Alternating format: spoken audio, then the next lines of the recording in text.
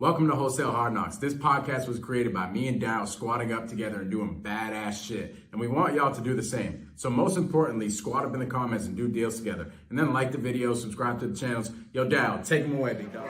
It's about community building. Join the community, reach out, squat up, join the campfire, baby. Let's go.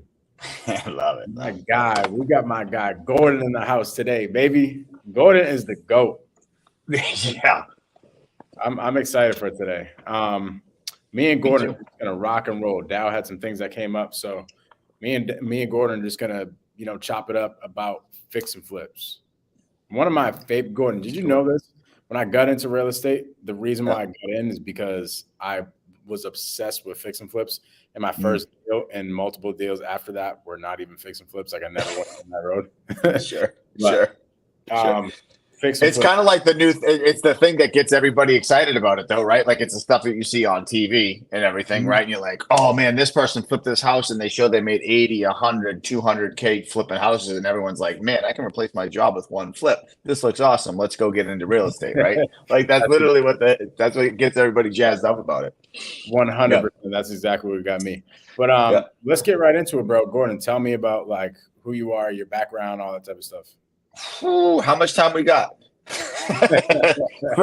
right. So I'll give you the Cliff Note version of it, right? So my name is Gordon Thorton, right? So everybody, I first started investing in, like, I'm a little bit older and long in the tooth than most of you people here probably, right? And especially Gomes here as well, but I first started in 2002. I'll be 40, dude. I'm gonna be 47 years old this freaking summer, dude. Crazy how fast that time goes, man. Unbelievable, nothing, bro.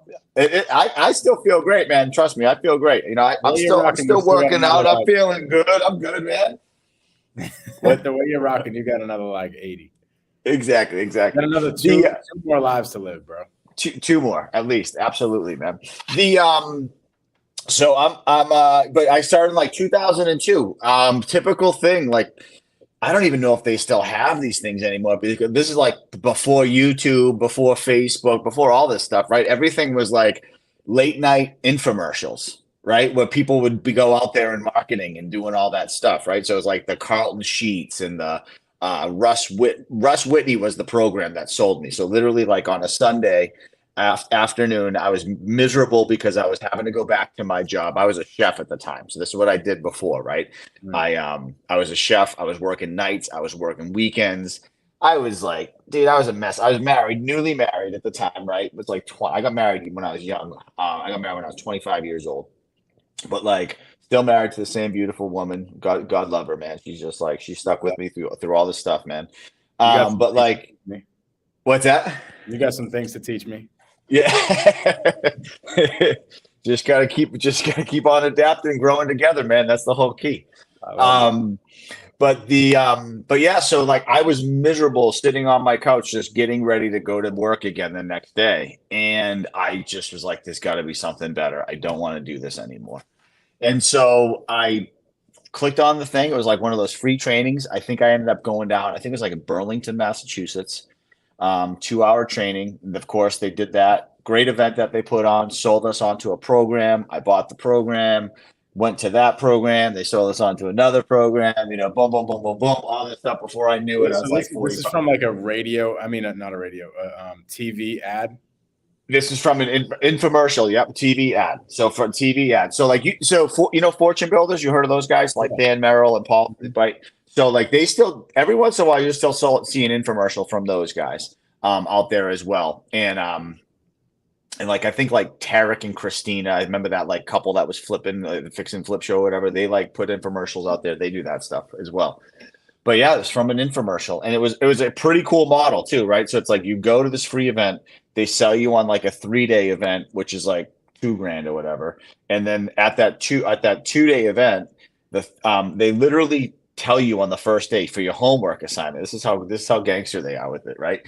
They tell you to go call you, like there's like a contest for the person that can raise their credit limits the highest overnight. Like this is what they do, right?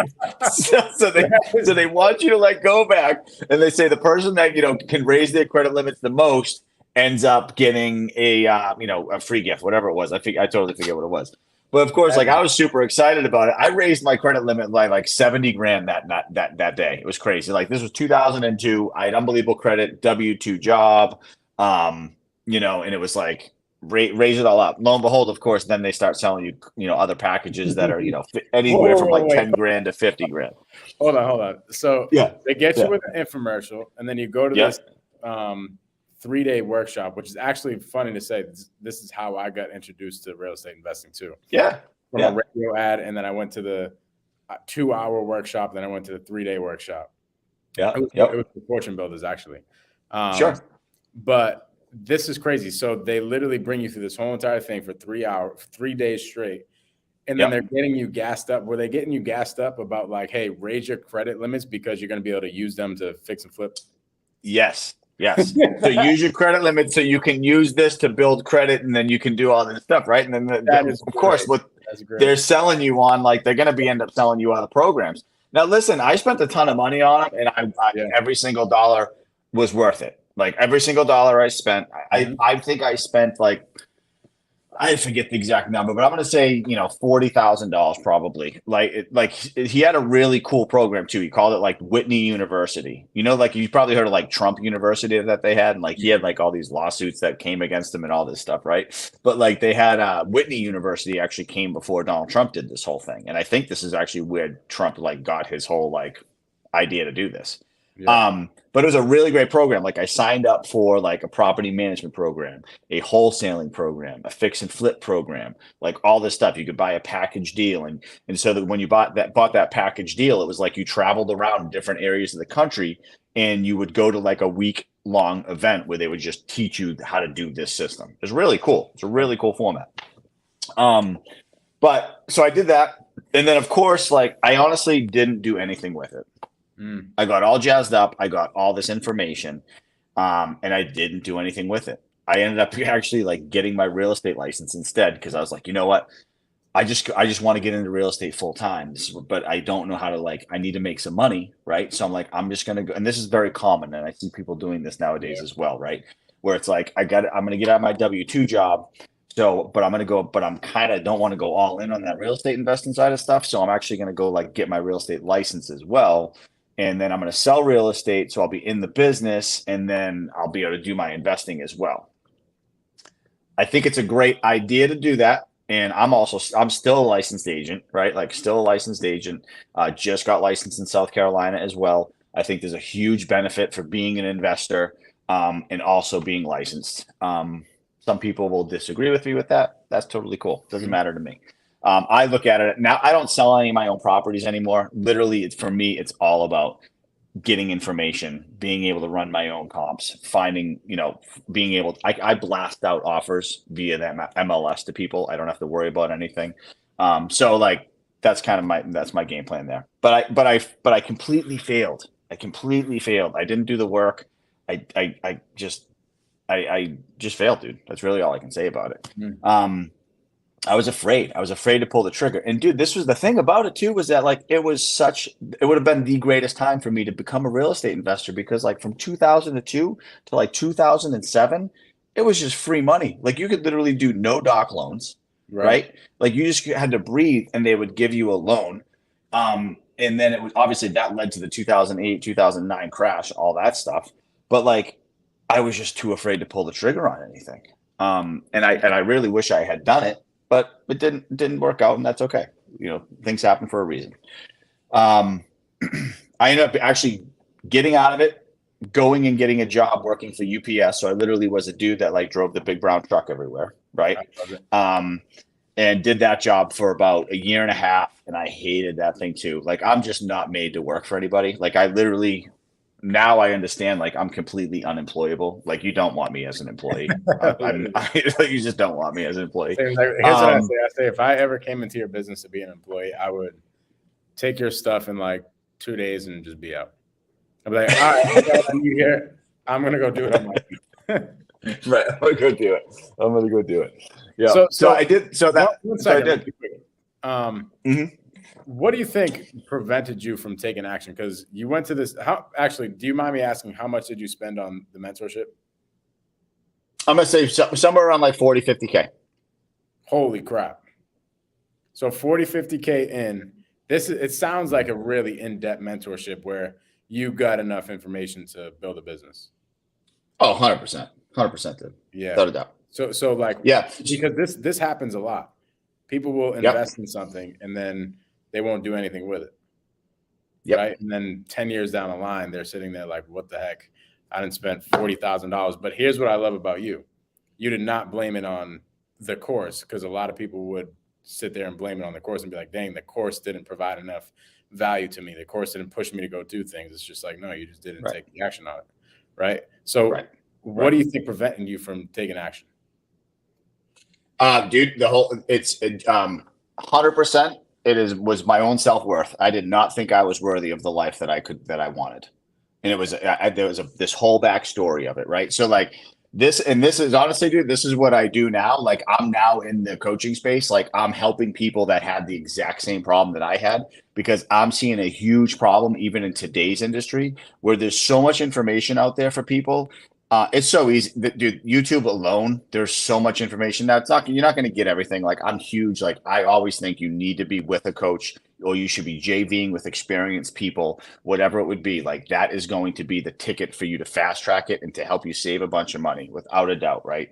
Utilize like your skills, utilize my skills, like all the stuff that we've gone through. Now, no matter what, you're going to have to go through shit, because you're not going to learn it, right, until you actually go through it. And I don't know about you, dude, but I've never had one transaction that's been the same. Like, I learned something new from every transaction, right?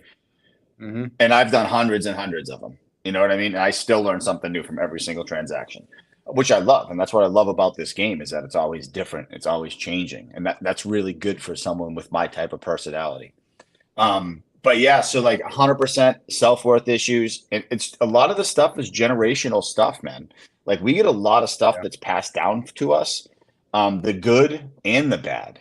Good stuff that gets passed down to us, right? And then there's the bad stuff. And a lot of the stuff that gets passed down to us, it's not even like our parents or our grandparents or aunts and uncles or friends or anything mean any ill intent towards us, but they only know like one set of mindset. Like, we're taught one way to think in this world, in society, right? From when we're brought up to what we're supposed to do, right? Like, society is pretty much like, hey, listen, you're supposed to go to school, you're supposed to get good grades, and then you're supposed to go to college, get into debt, hundreds of thousands of dollars in debt, right? Then you're going to go get a job. You're going to go work for someone else for your whole entire life. You're going to go buy a house. You're going to get married. You're going to have some kids. Like, this is like, that's the blueprint that they put out there for us, right? And I think that's honestly where there's why we have so much problems with mental health and depression nowadays, because we're not wired to actually be that type of person. Like, some people are, and it works totally fine for them, but a lot of people aren't. But that's my whole thing, was like literally self-worth. I had some things that, I had some things that happened to me when I was younger that, like, listen, I'm not like a woe is me guy at all. But things that have happened to me along the way that has stopped me from moving forward and believing in myself. And hey, like, a lot of people had it a lot worse than I have. That's all I know, right? Yeah. But like, it's these stories that we tell ourselves about we're not worthy of what we want to do. And then even when we start, like, I still even have stories now. Like, I'm trying to go to another level now, so I have to break the story of who I think I am right now. Like, I literally have to adjust my own identity to become that, to take it to a whole nother level now. Right. And this is like a never ending process that continues to keep on going and going and going. So that's so interesting, especially that we're talking about it right now. I just had a conversation with my pastor this morning, and he was telling me, he was like, dude, I went to this pastor's house like a couple years back, and this pastor was making millions of dollars. And the pastor was explaining to my pastor how he was making millions of dollars as a pastor. And my pastor's just sitting there like starstruck, like, pastors aren't supposed to be making that money. Like, what, how, why? And his pastor told him that he went to, he's like, bro, no, you deserve this. This is something that the kingdom provides. You literally can have this. I'm going to show you, and I'm going to teach you, and I'm going to pour into you and show you how you can actually have this, because he didn't believe it at first. And then all of a sudden, homeboy started taking off. So did it take somebody to kind of help you realize that, or did you just come up with that on your own? I mean, I've been a little bit of both, right? So like it took a couple different people to help guide me to where I needed to be and to help me solve with my own stuff that I had going on, right? But then it's on me to actually show up every day and do the work and to move forward, right? Yeah. Like no one can do the work for us. Like we have to literally just show up and start doing it. But yeah, it took someone, Dude, I have coaches. I still have coaches. I'm in California right now, right? Like I just flew into California today. I'm doing a 2-day event with one of my coaches that I pay a lot of money to every single year, so that I can continue to like get better, right? And like the people that have walked in front of me, like they're teaching me the steps that they took, right? And so then I can just like, so I'm always looking for guidance from people that are above me. How many flips have you done? Flips? Like just like fixing flips or like just real estate deals in general? I never counted them, but I'm going to say probably close to over 300. Holy crap. Over 300 deals in your lifetime. Yeah. And you are still paying for mentors and still getting guidance and coaching and everything like that. 100%, dude. 100%. Why is that? Because I want to be, because as my coach tells me now, I don't want to be king of the shitheads. I love that. You know what I mean? I just want to hang out with people. This is what I look at it as. I pay to get into the rooms. That's what I'm doing. Like every single time, like I go into these, if I pay $10,000 to be inside a mentorship, I know I'm going to get 10 times the return on it. Like I'm going to make $100K off of it. You know what I mean? Like if I'm going in and paying $50,000 for a mentorship, I'm going to make $500,000 off. Yes. That's how I look at it. You have to, like, the free stuff is cool and all, like it's totally cool. And anybody that wants to do free, like I totally get it, especially when you're first coming up. It's hard. Right? And you got to do what you got to do to get there. But like you pay to get into the rooms, to be with these people, right? Like you and me both are in sub 2, right? Mm-hmm. I think you're wearing a sub 2 shirt today, right? Like that's not a free program or anything, right? Mm-hmm. But like, how much money have you made since you joined sub 2? What has that done for your business? A lot, right? And it's also like sharpen your axe, and it's, you know, like you got a lot more skills now moving forward, right? Like same thing with me. Like, dude, when I first got into sub 2, the first 3 months when I was in sub 2, I made $75,000 extra from the first 3 months I was there. Holy crap. And it's so interesting, bro, because your mindset, I'm assuming, was probably not like that when you signed up for the first $40,000 to $50,000 mentorship when you didn't take action on it. Not at all. Mm-hmm. Not at all, dude. I mean, it's not like that, right? Because you have to change your identity, and you have to change the way you think about money. Like money is just energy. That's all that it is. Money is not made for us to actually just take it and have it sit in the bank account. Like it's not doing anything for us if it's sitting in the bank account. You know what I mean? Like you're actually, especially nowadays with inflation, you're actually losing money if it's sitting in the bank account, right? Like I just lent out some money to a friend of ours, right? That's in sub 2 as well, on a deal that they're doing, because I just had some money sitting in the bank, and I'm like, it's not doing anything right here. Like I'd rather put it to work. That person's going to make some money off it. I'm going to get a return on it, right? Like you got to keep on moving things around and keep, like, that's energy. It's all, money is just energy. It's got to flow.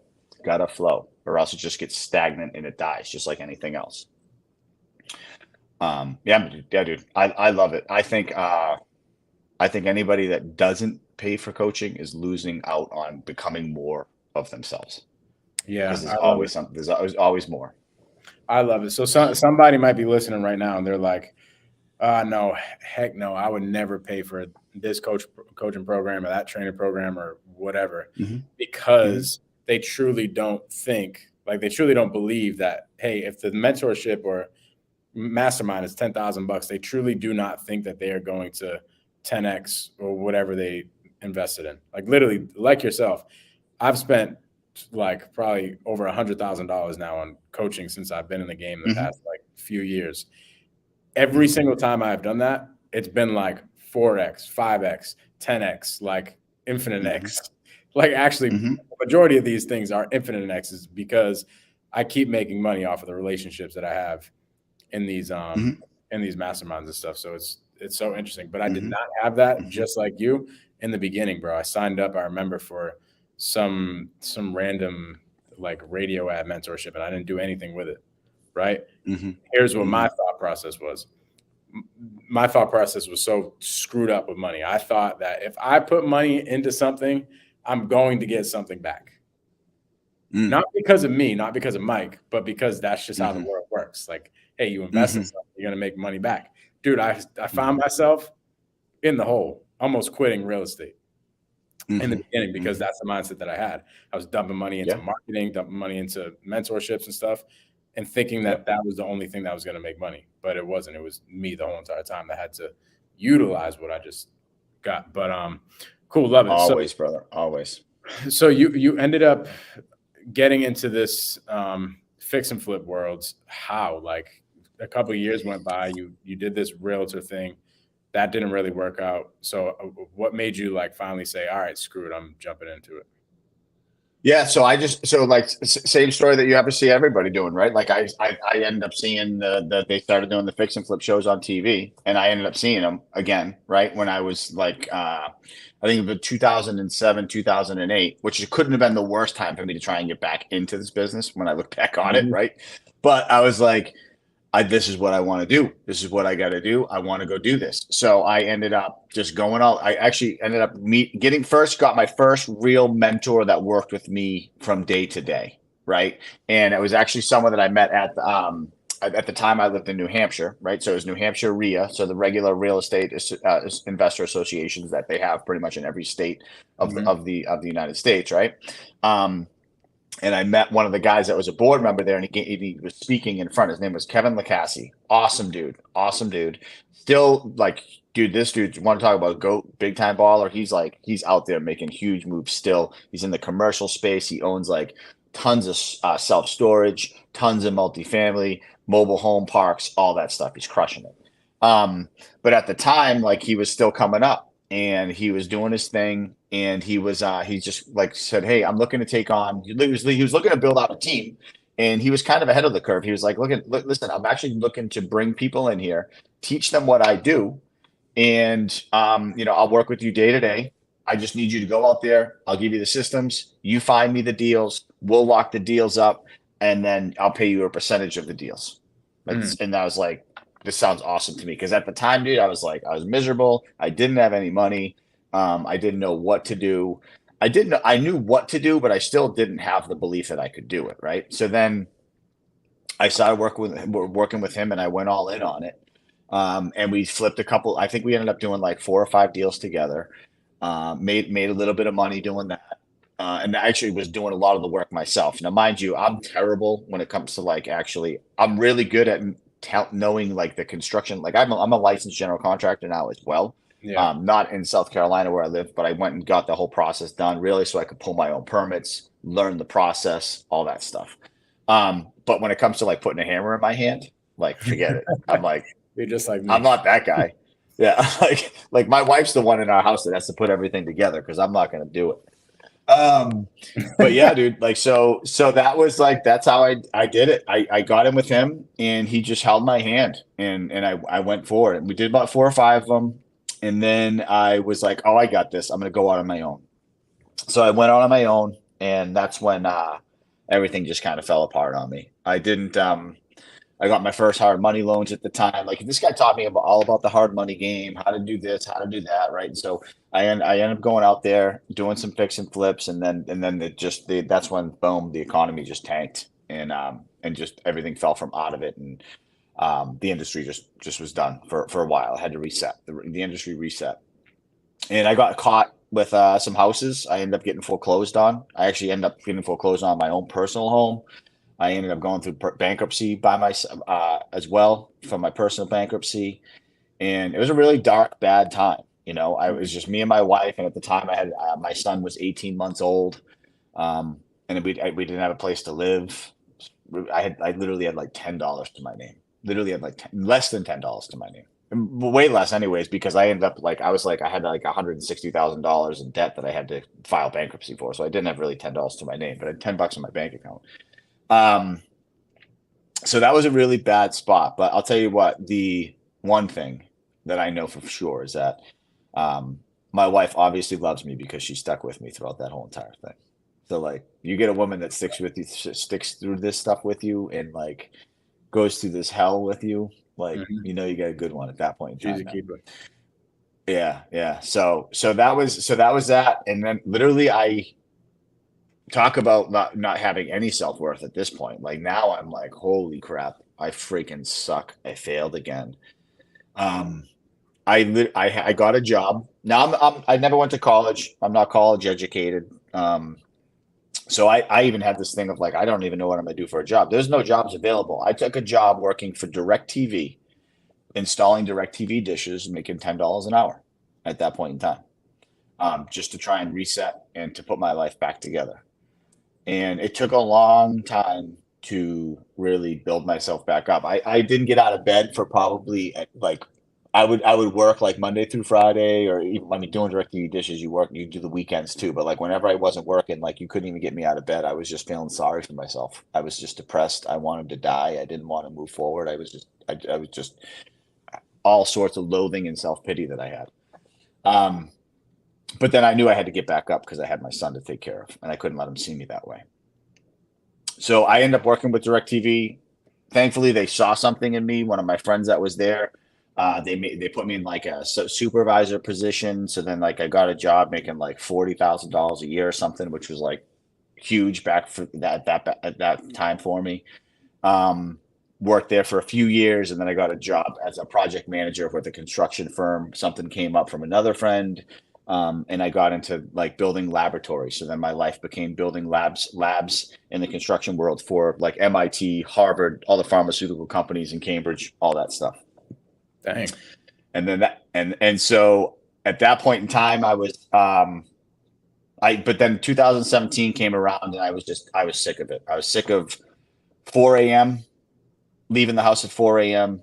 and not getting back till 7 o'clock at night. You know, I just didn't have a life, and I didn't want to do that anymore. And I told my wife, I said, babe, I'm going it again. I'm doing this again. Right. She's like, And all right.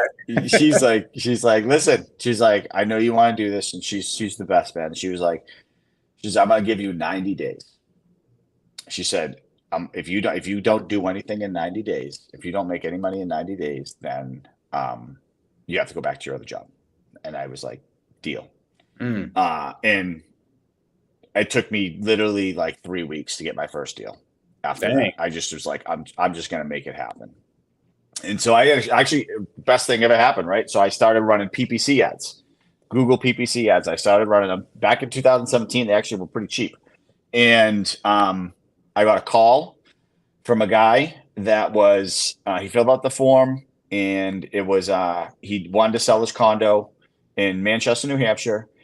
He said, I want to sell it for $60,000. I was like, as I'm talking to him, I pull it up on Zillow. All of them are selling for like 140 on Zillow, right? And it's a condo, so super easy to comp. And I'm like, all right, so it's 140 here. He wants 60. I'm like, I'll be there in 10 minutes. So I like hop in my car, drive right over there. As I'm walking through the property with him, he has someone else is knocking on the door. There was another investor literally knocking on the door. He must have been like just calling people, right? And thankfully, I just beat that other investor there, and I end up signing the contract with him for $60K. Mind you, I had no money to do this deal. By the way, Mhm. none at all. I didn't have the $60,000. I didn't know where I was going to get it. So really quick, did at this point did you like bounce back financially and everything, like when you were? So I bounced back. So like I ended up doing the whole W-2 thing. So I did that, and I had a job. I ended up getting to making close to, just low six figures, like just over $100,000 a year. And which was great. It was awesome. Like I was able to reestablish my credit. Me and my wife saved up, and we ended up buying a house in Manchester. And kind of reset everything, got our credit back in good situation. I still have a bankruptcy on my report. It actually is coming off this year, which is the crazy. But yeah, it stayed on there for 10 years, man. It's coming off like this November. It'll be coming off. So Yeah, I just had to pick up the pieces and start all over again. Dude, right? that's pretty Like, crazy though. You literally just said, all right, I'm finally back. And you left your job without even having a deal or processes or systems or anything like that. yeah, man. You got to like listen. You have to go after what God wants you to go after. That's Right. how I live my life, man. I Yeah. didn't know this back then either. Like if back in 2017, you would never have caught me saying like this was a religion. Like I don't call it a religious thing, but like it's not like I wouldn't say it was God telling me to do this. But now Yeah. that I look back at it, this is what Definitely. God wanted me to do. Yeah. You know what I mean? And I've gone on through a whole different journey through that as well. And I know you're going through your own similar experience as well, right? But like like things happen to us for a reason. I went through all that stuff. Now I look back at it and I'm like, I went through all that stuff so I could sit here right now to tell my story to Mike Gomes. Right? You know what I mean? You know what I mean? And it's so cool because now I have all these tools. I've done all these deals. I have all these things that I can do. And then I look at the economy and what's happening again. And I'm like, all right, like the whole market cycle thing, right? Like market cycles, it runs 13 to 15 years, right? We're at year 15 right here, right? Now, I don't think it's going to collapse like 2008, 2009. I know some people are pushing all this fear and doing all this stuff. I think we're more of like this reset thing. There's a lot more like strategically, there's a lot of things that are in place now, so it's not going to collapse like that. I'm thinking, right? But I definitely know that it's going to go down. There's going to be a reset. There's interest rates are going to go up, all this stuff, right? So it's going to be a little bit more challenging for people. It's not going to be like the last 2 years where it's like you can just buy a house, sit on it, and make a profit off it, which has been great. But I went through foreclosure. I went through all these things. I went through this heartache so that I can now help those same people that are in that situation. Yeah. And I can go talk to them and I can have a real conversation with them.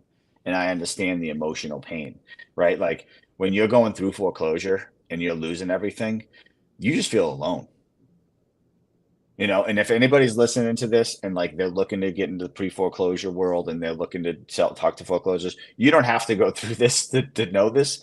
So please don't, right? Don't go my route, but like take my lesson. And when you go meet with these people, understand that they are alone. They feel completely alone, and be a lending hand for them because like the bank is not there to help them.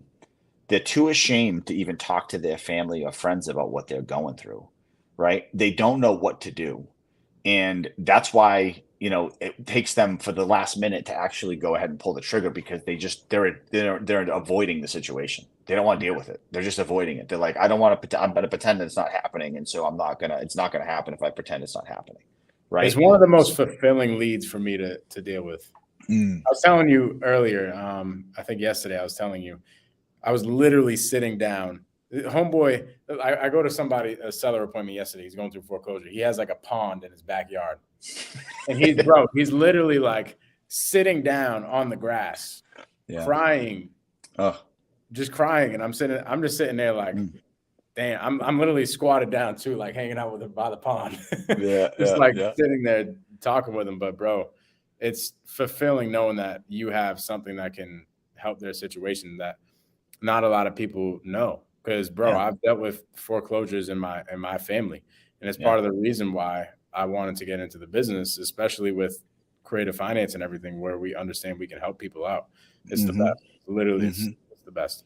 But it really is. You ended up finally saying, screw it. I'm getting into the game in the first 3 weeks, which is wild. Like I usually tell people, don't think that you're going to get your first deal in the first 30 days. No. Yeah. Usually doesn't happen for like 3 to 6 months. No. But Gordon says, all right, screw it. Listens to God. I'm going to go do this PPC thing. Gets a deal in 3 weeks. Yeah. What happens after that? So in reverse to that though, that did take 3 weeks at that time, but in actuality, it took me from 6 years to 7 years to actually get my first deal when I first did it, right? Because like I first started this journey in 2002, and I didn't really do my first deal until like 2008 when I finally got this mentor with Kevin LeCast. So like it took me 6 years to get there, right? And I did a lot of work. I knew a lot of education. Like I had hired coaches before I got to this point, right? So then like I wasn't like a normal person that's a complete newbie that was like, hey, I'm going in and I got a deal in 3, and bang, like that. I had been a licensed real estate agent. I knew the game of real estate. You know what I mean? So like, I wasn't like this newbie like that some people are out there. And I don't even like using the word newbie, but just unexperienced people, right? And that's all that it is. Yeah. But yeah, so then like I got it because somebody's probably listening to this right now and they think that they can just go get a deal in 3 weeks.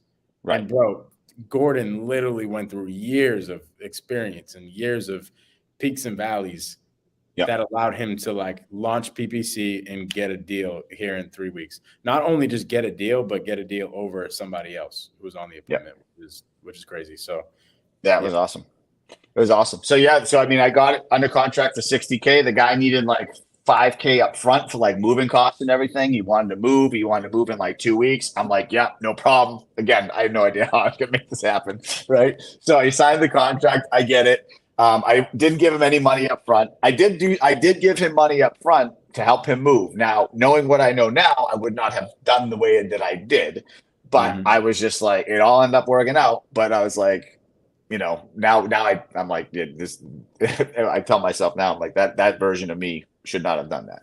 But it worked out. I took care of it. I ended up calling a friend of mine, and I said, hey, I got this deal. Are you interested in doing this with me? I said it's under contract for $60,000. It's a $45,000 rehab. We'd be into it for 105, and it comps out at like 150, 160. So we're gonna make a decent spread on it. He had a home equity line of credit, and so he ended up coming in and doing the deal with me. And I did a 50-50. So literally, I got the deal under contract. I did all the contracting work, or hired it out, right? Hired out the contracting work, took care of the construction management. Because again, I actually was in that world. Like I had been doing project management and building labs and everything. So I knew that space too, right? And so I did all that. I did 100% of it. He just brought the money. And I said, listen, I'll do everything. You don't have to worry about it. And we'll split profits 50-50. So went through it, did the fix and flip, took about 2.5 months to complete the project. Always issues that come up in fix and flips. Like this one had some, the big problem with this one was that the basement, the way that it was set up in the community, the basement was always taking on water. So we could go in there and clean it up, shop back it all out. And then the next morning you would come there and there'd be like 6 inches of water in the basement. Mm-hmm. So we actually ended up having to install a French perimeter drain inside the whole entire thing, right? Wow. And two sub pumps in the corners that constantly would kick on and push out water, but it took care of the whole entire problem. And it worked out great. We actually got in contact with the condo association as well, and that we did a little bit of regrading, so all the water didn't come down. We kind of built a little bit of a retaining wall up to kind of get rid of that as well. So that worked out pretty cool. The rest of it was a cookie cutter, 2-bedroom, 1.5 bath, 2-bedroom, 1.5 bath condo, townhouse style. Perfect. So we ended up putting it on the market. We actually ended up getting $200K for it when we put it on the market. Damn. So we hit a home run out of the gate. We ended up walking away. At the time, again, like I was the real estate agent because I had my license. So I acted as a real estate agent as well. So that was a good thing. Again, another really good reason to be licensed, especially when you're first starting out, because you can make extra income that way. I just do it and it's a benefit to the investor as well, because I was like, hey, I'm going to list it and I'm just going to list it for 4%. 2% is going to go to the co-broke, 2% is going to go to my broker, and then I get the commission split from that. So I made a little bit of extra money that way. But also it saves money for the other investment partner, because if you're going to find another agent, they're probably going to list it for 5 or 6%, right? So you're saving money on that front as well. But hit it out of the park, home run. While that was actually going under contract and happening, someone else called me on another PPC lead. Went right over, locked it up. It was awesome. So like literally like right before that one was closing, I had already locked up my next deal and was on to the next thing, which was did you keep PPC running this whole entire time while you were going on? Yeah.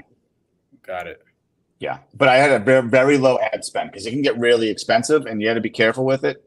Absolutely got to be careful with it. Like I had hired someone to set it up for me as well. Again, I was only spending like $500 a month at it though. It wasn't a huge ad spend. Nowadays, like you can't even do that because it's so expensive for That's PPC like now. what one lead costs. Yeah, exactly. So you just definitely got to be careful with it. It wouldn't be the way that I would recommend someone that's brand new and doesn't have the funds to go in doing it. But they're always the best leads that I've ever gotten. You know, it's funny. That's what I did in the beginning. When I told you in the beginning of the episode, when I was just like burning cash, I was doing PPC. I was trying to get on radio ads. I was doing direct mail, like all the most expensive things that you could do, and literally almost ran myself out of business very quick because I didn't know what the heck I was doing, because I didn't have the 6 years worth of experience that you had before, right? So it's funny, Gordon. I literally went on my first appointment with my first hot PPC lead ever. Another investor came. Literally, it was probably Gordon. And now that I'm thinking about it, maybe it probably was me. I might have been came to the damn property and took the deal from me. If I'm at the table with the seller, man, I'm telling you, I'm not leaving there without a contract unless they're just really not selling. Like I you know what I mean? Like I'm getting that contract.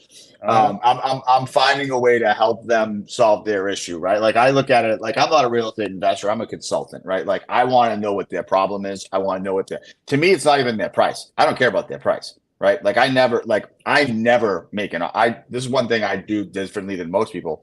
I never make offers. I never give them an offer. I always get the number from them. Same thing every single time. Like every time. We will not even, it's a step in my sales process. Step number 6, when you're about to present a solution, like you can't even present a solution until you know what they want and why. Or no, what they need and why. Right. If you don't have that, then set a follow-up, give them homework to figure out exactly what they need for the property. Because I'm not about to just go give you some random offer. Absolutely not, dude. Because it doesn't make sense for me to do it at all. And I mean, I always know what they think that they want anyways. This is the other thing that I actually love about like Zillow and Realtor.com is that they've looked at what they think their property's worth, right? Yeah. So like I look at that like, okay, so you think that it's worth $400,000 because that's what Zillow says that it's worth. So I know that going in, right? But I always the biggest thing to me is timeline.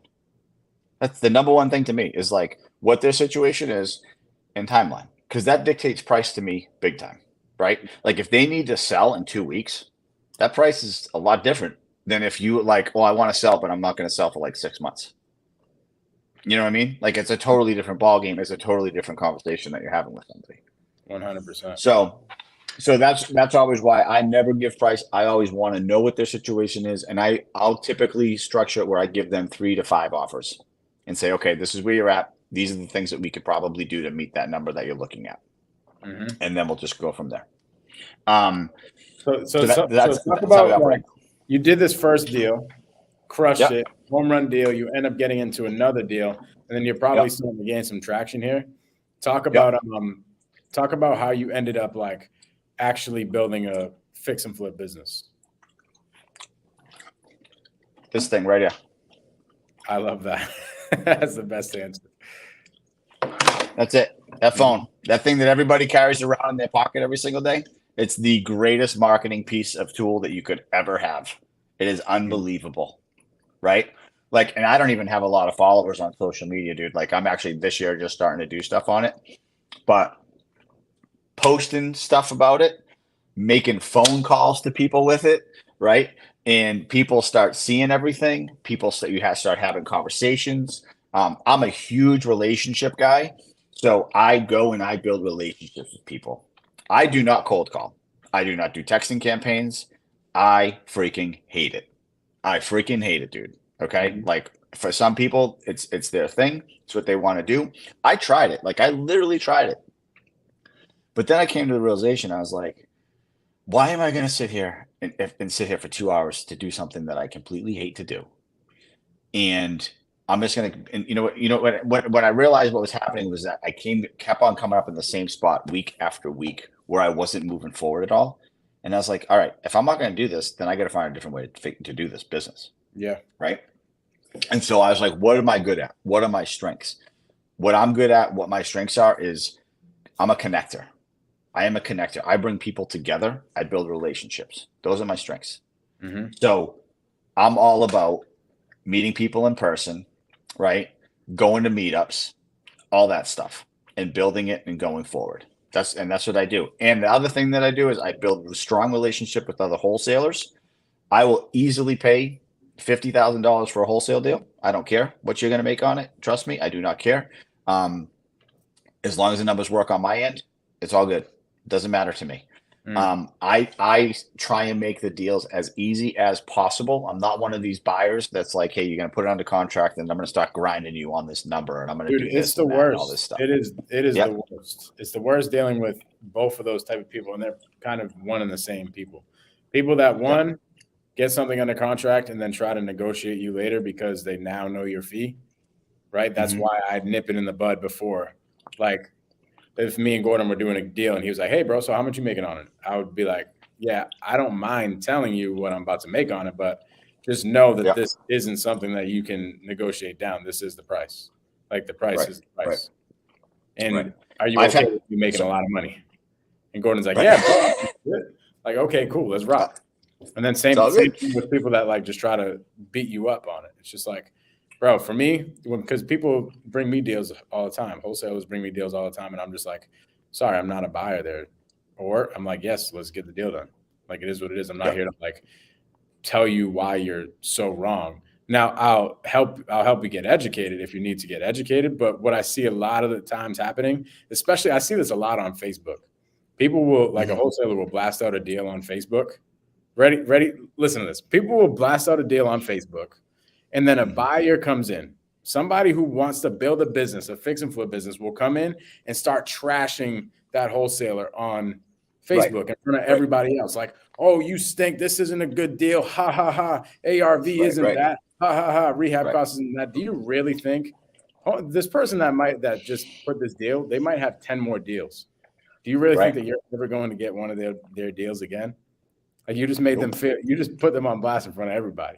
So I love that. So it sounds 100%. Like you just built really good business relationships and just done really good business, and that's what grew your business. The reason why I love this is because a lot of people getting into the business, just like me and you, wanted to do fix and flips because we saw something on TV or we saw, like HGTV, the flips and stuff like that, and we're like, oh yeah, this is real estate investing. And then they go to do it, and they're like, crap, I don't know what the heck I'm doing. I like, how do I find a deal? And they go look on the MLS and they can't find any deals that make sense. And they start turning their circles. And then this is what happened to me. That happened to me. And then all of a sudden I started generating leads and I got one deal and I ended up wholesaling it. And I realized as I was generating leads, I was not building a fix and flip business. I was building a wholesale business. So I just really nurtured that business, built systems and processes with that wholesale business. And now I can cherry pick any deals that come my way to fix and flip. But what I have seen before happen is people will generate leads in the beginning because they need a fix and flip, because that's how they think they need to get into real estate. And then they'll get into that one deal and stop their marketing. And then they won't have another deal. Right. What I loved about you is that you're like, hey, let me keep my marketing going for one. I don't think you necessarily need to keep your marketing going. But the biggest thing that you did is you made it known, hey, I am doing these flips. And I can imagine you're probably going like this, hey, this is what's happening at my project. And you're going to meetups and you're telling people about my deal. And you might have had people come check out your deal and all these things. And you use the deal itself to market yourself. So now you don't have to keep running that PPC ad. Maybe you did, maybe you didn't. But a lot of people will just like get stuck. They'll do a deal and then they'll be like, oh crap, where's my next deal? And they stopped marketing that whole entire time. They didn't market directly to the sellers, and they didn't market what they were doing to other people. And now they're dried up. And I think that's where people have struggled. So I love how you went directly to seller in the beginning and you utilized that direct to seller, not to build like a wholesale business, but utilize those first couple deals to build who Gordon is as a fix and flipper in his area. Yeah, absolutely. And dude, like my marketing budget nowadays is pretty much zero. Yeah. You know what I mean? Like I don't do that. I am actually starting to do more of it. I'm actually starting to get systems and processes in place because how I'm seeing the market and where it's going, and the people that I want to help. I want to make sure that the people that are in pre-foreclosure and foreclosure know that I am there to help them. You know what I mean? So like now I'm marketing to those people specifically. And then I just do my regular website SEO stuff, the Google business stuff that's out there. I pay someone to take care of that stuff for me and everything. And then I'm actually doing like, I'm my marketing now would be like more of just content creation stuff. Right. And that's the model that I'm going into. And that's the thing that I love to do. I mean, one of the biggest things that happened for me in, that was a plus was that when COVID hit and so many people stopped, so many people used, and this is like a lesson for life, man. So many people were living in fear and didn't know what to do. Rightfully so. Like, dude, it was like rightfully so. I'm not saying that they shouldn't have, but all I'm saying is that like everybody was operating out of fear and they stopped and they didn't know what to do. And I did not stop. I just went. And when I just went, I like picked up so much market share in that 12 months that it was ridiculous.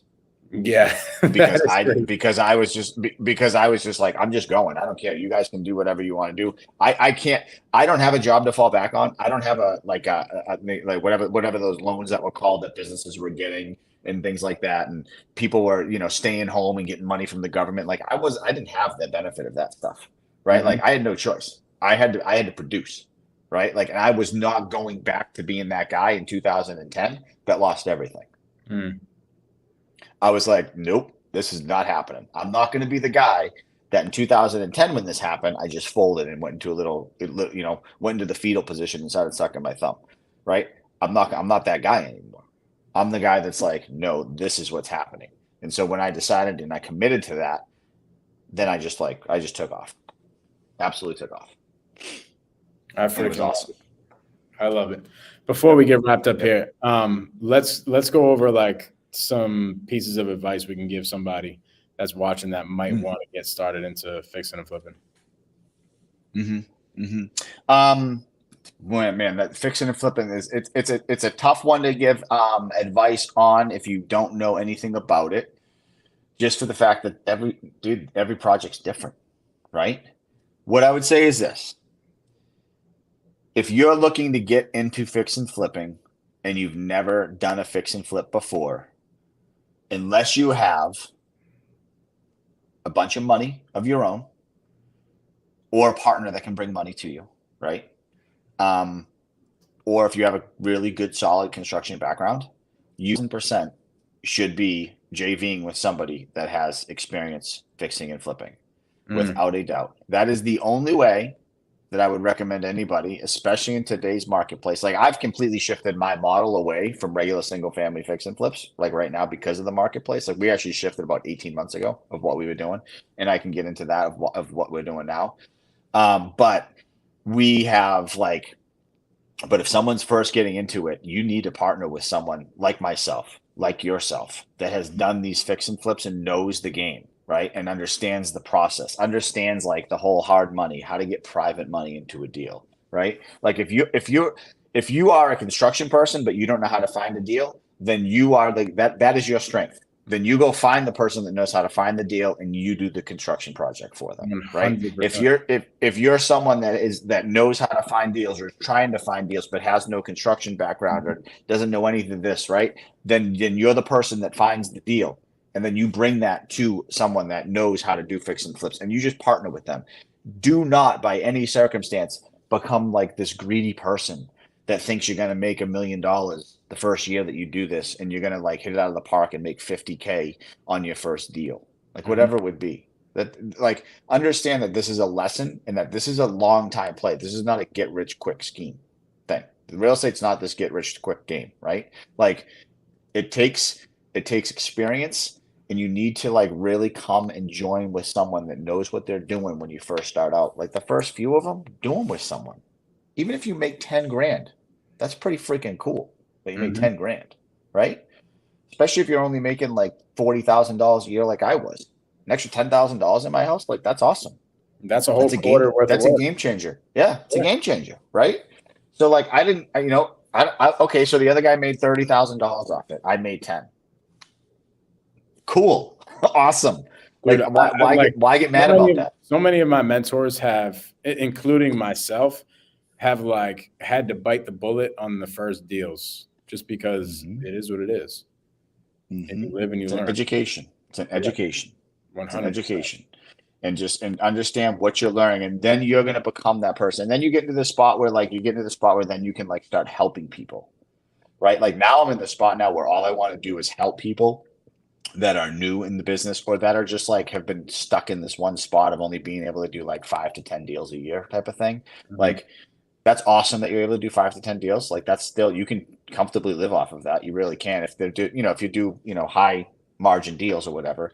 But like that's great. But if you want to take that next step, you probably should get a coach to help you get there. Like you should get a mentor to help you get there, because there's things that you're gonna need to learn along the way and get into some rooms that are gonna help you out.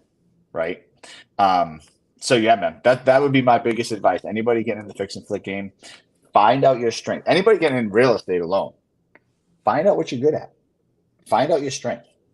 Right? Like if you're an introvert person, you don't think that you're just not going to talk to sellers.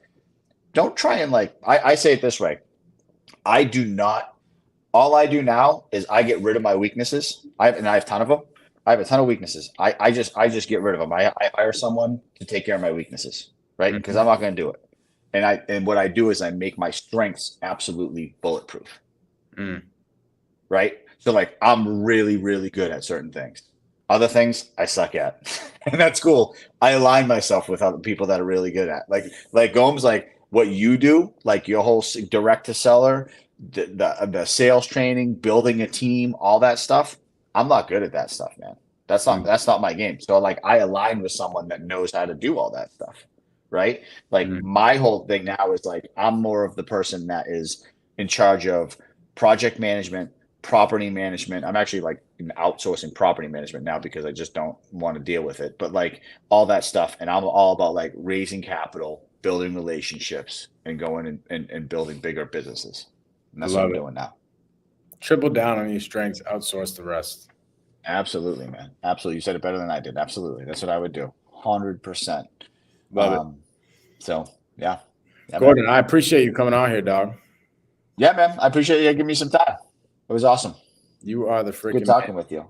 We will be back. Go ahead. Oh, go ahead, man. I'm all set. We will be back next Wednesday, 7 p.m. Eastern time. Another episode of Wholesale Hardknocks. We're coming up on episode 50, bro. Are you really? Good for you, man. Almost a year straight now. Nice. I love it, dude. It's been dope. Super dope. That is cool. But good for you, man. Appreciate you, brother. We'll catch y'all on the next episode. I appreciate you too, man. Take care of yourself.